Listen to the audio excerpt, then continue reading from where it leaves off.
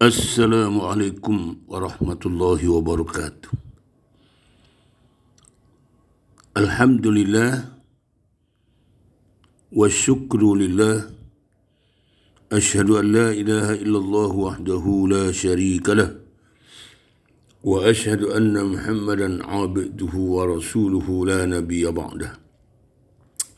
Allahumma salli ala Muhammad wa ala ali Muhammad.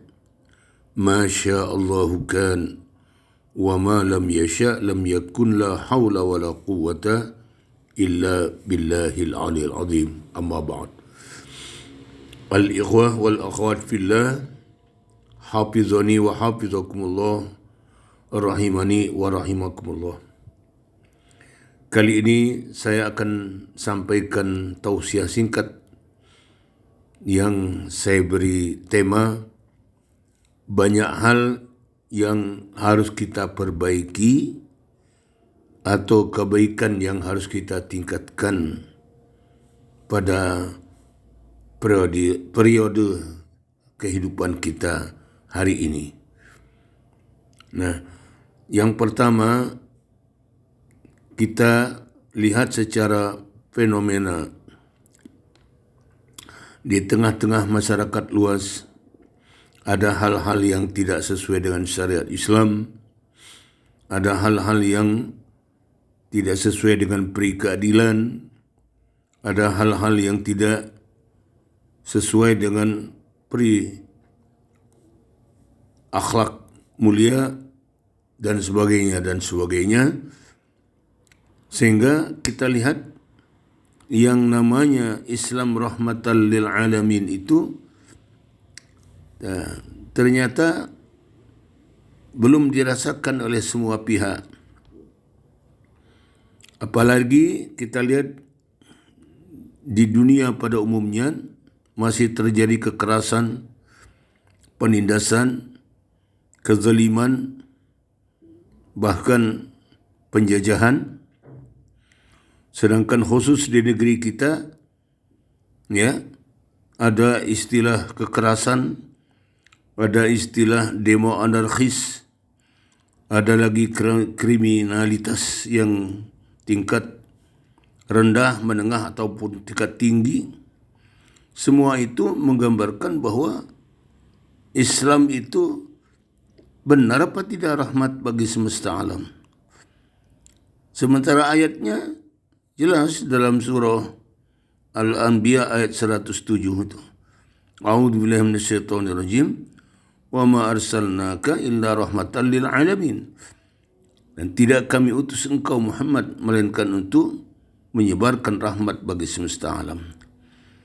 Nah, tapi kelihatan dalam realitas kita tidak seperti itu. Jadi sebenarnya seperti apa bentuk rahmatan lil alaminnya Islam itu? Maka di bawah ini akan saya uraikan mulai dari tingkat paling yang sederhana sampai kepada puncaknya nanti Islam sebagai rahmat bagi semesta alam. Yang pertama, kita tinjau saja secara ulang dari rukun iman yang 6. Karena inilah yang menjadi pondasi bagi setiap mukmin muslim di dalam bertindak, baik dia melakukan ibadah ritual kepada Allah secara mahdoh ataupun ibadahnya yang bersifat sosial atau kehidupan sosial. Nah, rukun iman yang 6 inilah yang harus menjadi pondasi. Iman kepada Allah, iman kepada para malaikat, iman kepada kitab-kitab Allah, iman kepada para rasul, iman pada hari kiamat, iman kepada qada dan qadar atau takdir, baik dan buruk sudah ditentukan oleh Allah Subhanahu wa taala, tinggal manusia disuruh memilih.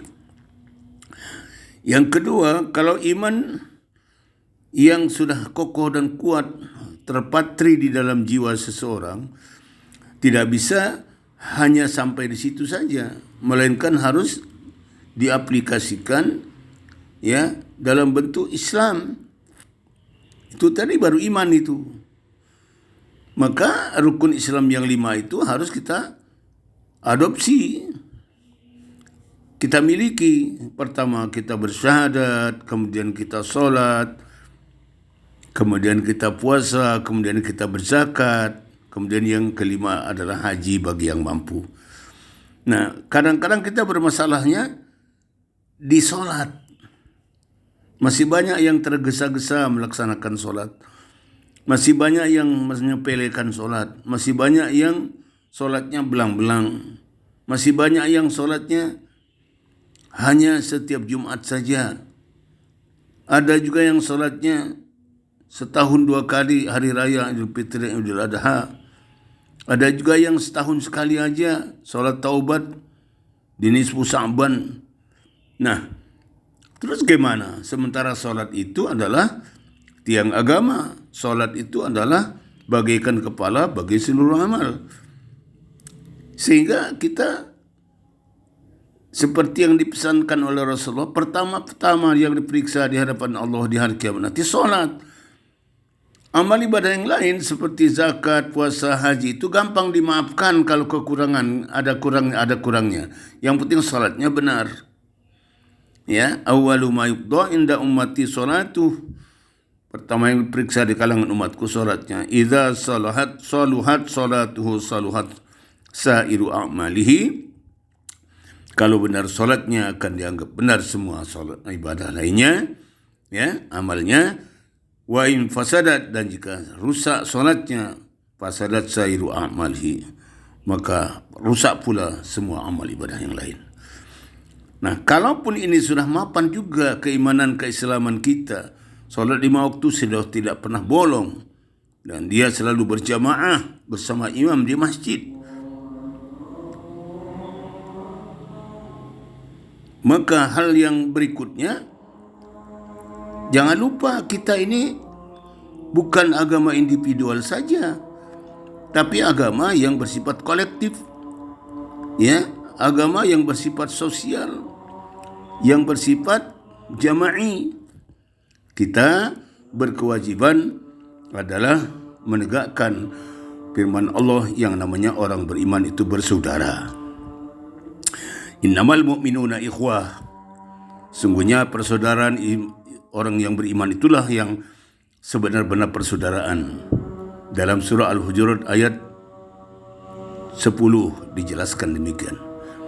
Begitu juga dalam hadis Rasulullah SAW yang menyatakan bahwa, ya, al-mu'minu lil mu'mini kal jasadil wahid.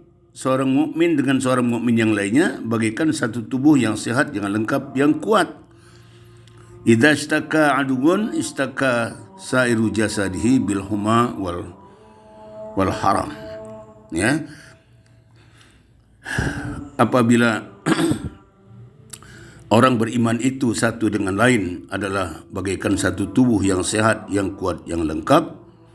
Apabila satu anggota tubuhnya mengalami sakit, penderitaan, maka dirasakan oleh semua tubuh. Nah, berikutnya Rasulullah bersabda, al-muslimu akhul muslim. Setiap muslim adalah saudara bagi setiap muslim.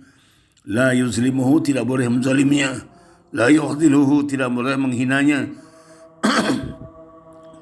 Akunu ibadallahi ikhwana, dan jadilah kalian umat, ya, hamba Allah yang bersaudara. Nah, setelah kita bersaudara, ternyata kewajiban berikutnya menyusul, yaitu wajib bersatu. Umat Islam itu wajib bersatu. Wajib bersatunya bukan bersatu seperti di partai, di mazhab, organisasi, bukan. Tapi bersatu dalam Islam disebut berjamaah. Seperti sholat di masjid, sepenuh apapun atau sedikit apapun masjid kalau dipimpin oleh seorang imam, maka itu sholat berjamaah. Ya, yang terakhir, kita dilarang berbuat kerusakan.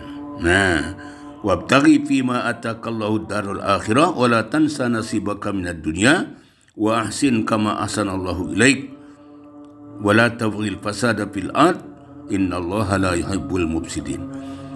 Carilah kebahagiaanmu di hari akhirat dengan apa saja fasilitas Allah berikan padamu, ya, dan jangan kamu lupakan bekalmu di dunia. Kemudian, ya, selalulah berbuat baik kepada siapapun karena Allah selalu berbuat baik kepadamu. Kemudian janganlah kamu berbuat kerusakan, jangan menginginkan terjadi kerusakan di muka bumi karena Allah tidak suka kepada perbuatan yang merusak. Wallahu a'lam bishawab. Assalamualaikum warahmatullahi wabarakatuh.